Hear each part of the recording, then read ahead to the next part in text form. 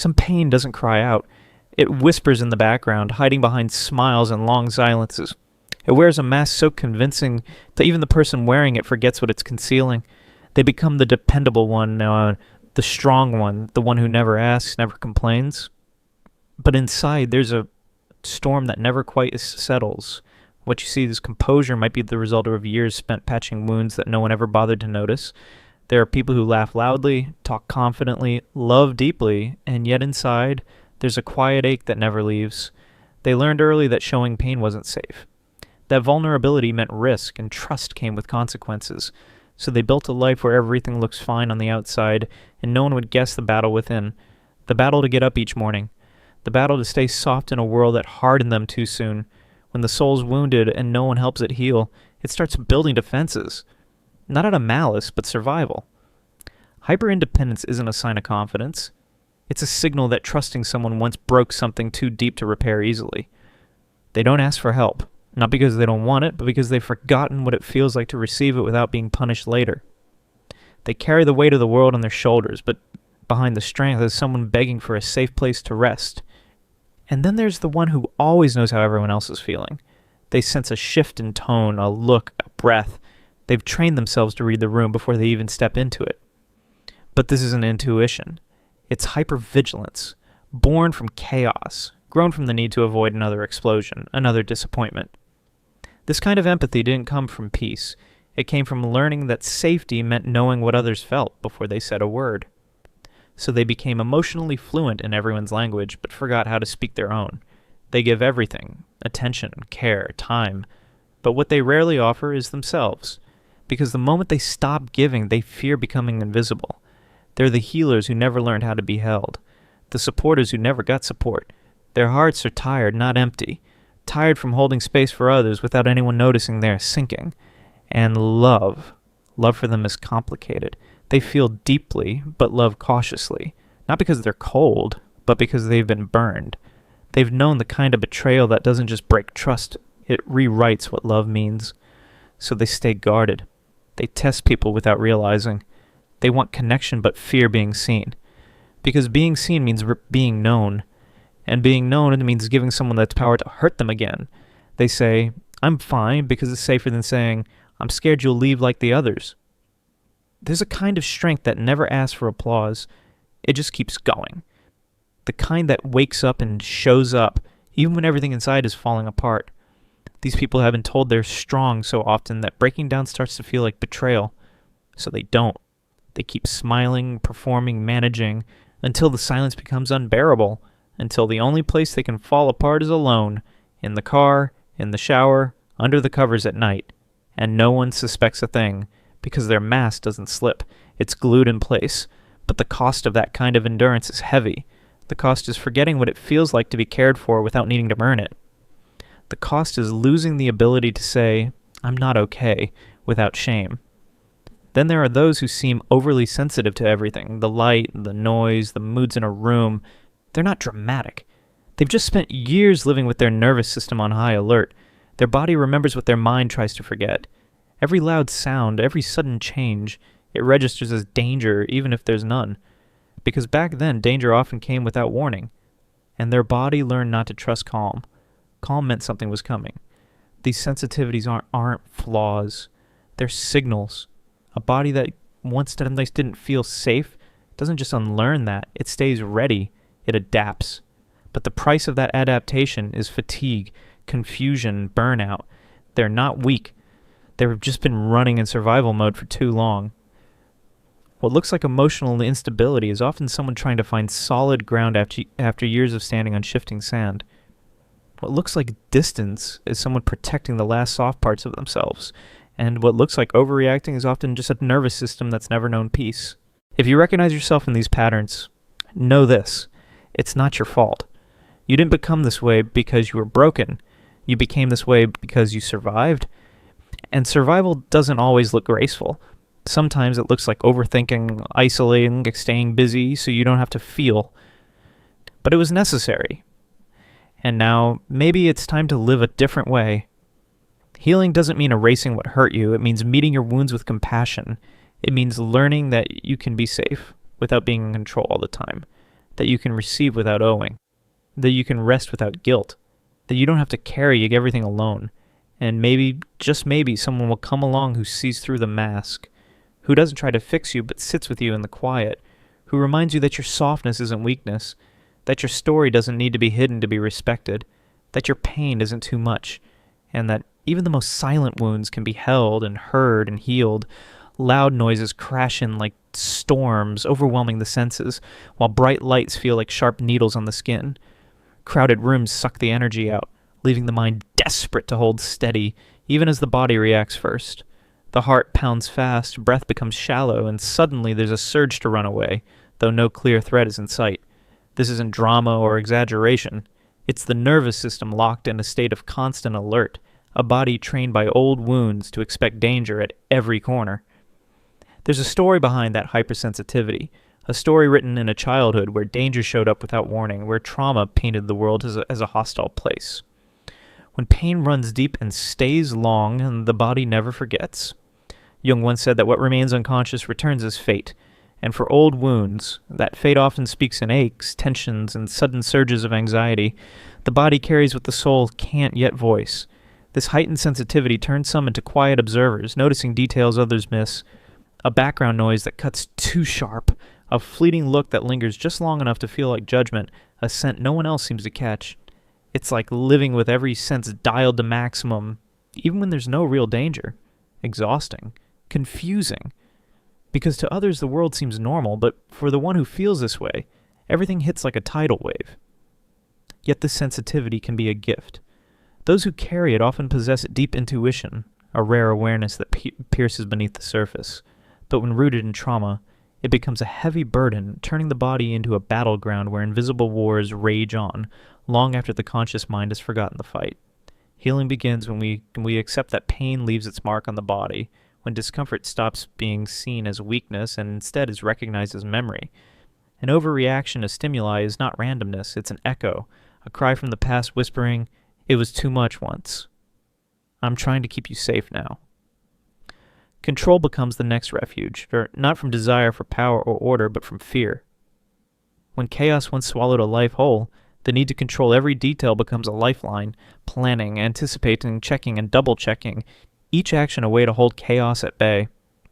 Outwardly, this looks like responsibility and efficiency, but beneath the surface, it's an endless tightening, a constant vigilance against being caught off guard again. The mind never rests, even in moments of calm it races, haunted by what-ifs that won't let go. Jung spoke of the ego trying to control what the unconscious refuses to face. And here control is a barricade, a fragile fortress built to fend off the unpredictable. People trapped in this mode hate letting go, delegating or embracing surprise, because surprises aren't just interruptions, they are threats. They unsettle the psyche, break the routine, and resurrect the feeling of helplessness that once overwhelmed them. Often they don't even realize the chains they wear. They just feel worn down, burdened, forever fixing things, even when no one asked for it. This relentless grip on controlled takes its toll. Relationships strain under the weight of constant tension. Small choices feel like mountains, and the present moment never feels quite enough because the mind is always a step ahead, trying to predict the future. At its core, this obsession isn't strength. It's a soul's desperate attempt to rewrite a story where it once felt powerless. But life, wild and unpredictable, cannot be tamed. It demands trust, not a blind leap, but a cautious openness, a small crack in the door. Letting go isn't a sudden surrender, but a gradual learning that existence doesn't collapse without control. It's like finally turning off the lights in a room once feared for its darkness. At first, the silence unsettles, but slowly it becomes rest. And rest doesn't always come with noise or company. Sometimes the deepest relief is found in silence, an essential pause where the soul can breathe, free from demands and judgment. This silence is not cold isolation, but a sanctuary, a cocoon for the spirit to heal and reorganize. For those who have weathered storms within, silence is a place of repair. But silence, while healing, can also become a wall. What begins as refuge can turn into solitude, a quiet that isolates rather than restores. It's a delicate balance to hold. The need for silence without allowing it to harden into loneliness. The key lies in allowing space for quiet without guilt, but also knowing when to open the door just enough for someone trustworthy to step in, because silence can be home, but it must never become a prison. Trust is one of the heaviest burdens for those who have been hurt. Saying, "I trust you" might sound simple, but for someone who's been wounded through trust, those words choke the throat and lock the body in tension. Not because love isn't wanted, but because the risk feels too vast. The heart, once cracked open and broken, learns to guard itself fiercely, not from arrogance, but from survival. This heart builds invisible walls, screening every word, every glance, every pause, doubting before surrendering. Love is filtered through a harsh gatekeeper, making the flow of affection complicated and heavy. This constant vigilance exhausts both the protector and the one trying to break through, because trust has become a battlefield. Jung drew the line between living from fear and living from trust, and here fear colors every view. The past shadow lingers, making every moment of kindness feel like a test, every gesture a question. Will this change? Will this hurt me? The unconscious acts as if the threat never passed, and distrust becomes a shield against pain, even as it blocks the fullness of connection. Ironically, those who guard their hearts the hardest often yearn the deepest for love. They long to be seen and held, but fear reliving the ache that once shattered them. Yet overprotection wounds too, trapping them in isolation. Healing may lie in small steps, testing trust slowly, opening a little, stepping forward without running away. Maybe this time love isn't here to harm, but to stay. Pain sharpens the sense of justice in a way few understand. It's not taught by books or speeches, but forged in the fire of betrayal, silence, and helplessness. Those who have been silenced learn to detect injustice like a sixth sense, refusing to let it pass unnoticed or unchallenged. Even small slights set off alarms rooted in ancient wounds, reactions born of survival rather than drama. This fierce ethical sensitivity often reveals itself early. Children who rebel against unfairness, teenagers who challenge absurd rules, adults who fight fiercely for dignity. They carry the spirit of the moral warrior, battling for respect and integrity rather than perfection. When guided by pain alone, this fight can harden into rigidity, but when balanced, it becomes a force of protection and compassion. They know too well how injustice wounds, which gives them the rare chance to be different, to protect without punishing, to fight without losing themselves in conflict. Pain, after all, doesn't only sharpen the eye for wrongs, but also tunes the heart to what others hide beneath silence. Some see with a quiet knowing. They notice the cracks behind a smile, sense what remains unsaid, hold space for pain without demanding explanations. They carry a radar for suffering disguised as silence, the kind of presence that says without words, "I see you. You're not alone." This ability to perceive the invisible marks those who have suffered too much with a unique and profound empathy, a silent strength born from enduring the unseen storms within. The soul sharpens in ways that are not taught, but awaken after falling hard. It becomes sensitive to the quiet places where sadness hides, even when it's disguised behind smiles or silences. This isn't magic. It's memory. The memory of pain once worn so deeply it leaves traces in the way someone breathes, the way they hold their gaze. Those who've cried alone in empty rooms learn to hear what words don't say, to recognize loneliness even in crowded spaces. It's almost instinctive, like a subtle radar attuned to the collective ache in others. This sensitivity carries weight, though, because seeing what others miss is also a burden. Those who feel too much often lose sight of themselves. They carry the world's quiet suffering, sometimes to the point of vanishing into it. The challenge is to hold space for others without losing your own ground, to feel deeply without being swallowed whole. This ability to sense the invisible is a rare gift, a kind of presence that supports rather than invades. When the world rushes by, these souls catch the truth in small moments. A hesitation, a breath too shallow, a faint "I'm fine" that doesn't quite reach the heart. But this gift comes with a hidden cost, the fear of being too much. Have you ever found yourself shrinking, apologizing for simply existing? That quiet dread, whispering that you are a burden, lingers beneath the surface. It's a silent shame born from childhood wounds. Times when tears were dismissed or needs ignored, when showing weakness felt dangerous. Growing up with this fear means living cautiously, always balancing between offering care and hiding your own needs. Jung called it unconscious guilt, a wound so deep the ego bends itself around it, telling you that your value depends on not getting in anyone's way. This fear twists even the purest love into something uncomfortable, as if you're taking up space meant for someone else.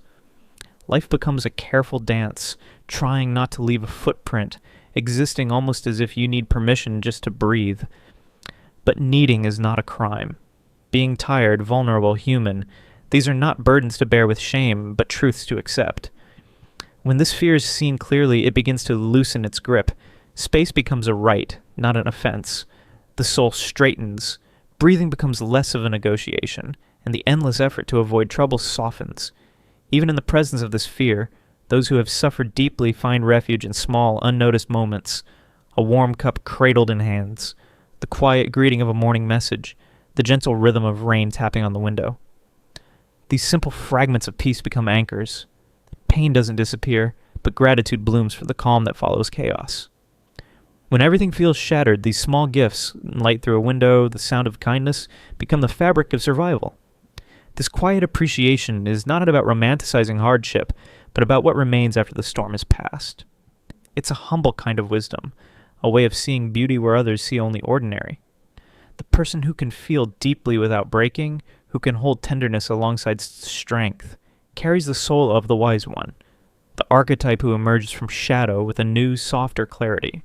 This is not fragility, but depth, a maturity forged by loss and grace. After enduring so much, survival itself is not enough. The soul searches for meaning, a purpose born from pain. There's a longing to transform what once crushed into something that guides. This purpose isn't always grand. It might be the quiet offering of kindness to another who suffers, creating, teaching, or simply showing up in a way that was missing. Jung spoke of this as individuation, a turning point where pain becomes a compass and the self stops being captive to old stories. Life grows smaller in some ways, but wider in others. The person becomes less concerned with appearances and more connected to what is real and true. Time sharpens the sense that every moment matters, that to be here is a precious gift. Pain does not vanish. It lingers as a scar, a reminder, but no longer commands the narrative. It points the way forward, shaping a new path. Looking back, they see that despite being broken, they kept moving. Despite the wounds, they continued to care. How they transformed suffering into presence and presence into purpose may be unclear, but it is happening all the same. This journey is not about showing strength or being a model. It is about living with intention, little by little. Growth begins when surviving becomes something more, when the soul whispers, I went through it, but I am more than that. There's a strange strength in survival, a quiet wisdom forged far from applause and eyes. Every mark left by pain reflects what it took to keep standing when the giving up seemed easier. Some of these traits shield, some guide, some weigh heavily, others lift gently, but all were born to protect something precious within. Jung said, the tree that reaches to heaven must have roots that reach down to hell. Everything you are now grows from what you endured. You are not wrong for carrying these marks. You are alive. Being alive after all this is itself a strength the world rarely sees, but it pulses within you, deserving recognition. This is not about pretending the pain is gone or that life suddenly makes perfect sense. It is about looking with kindness on those parts of yourself once hidden, once hated, because they were trying to protect you all along. You don't have to hide anymore or stay on guard. The pain that shaped you can walk beside you quietly, no longer leading but steadying. Moving forward with awareness and freedom, you understand that what once seemed weakness was just your way of holding on. You kept going, and that means everything.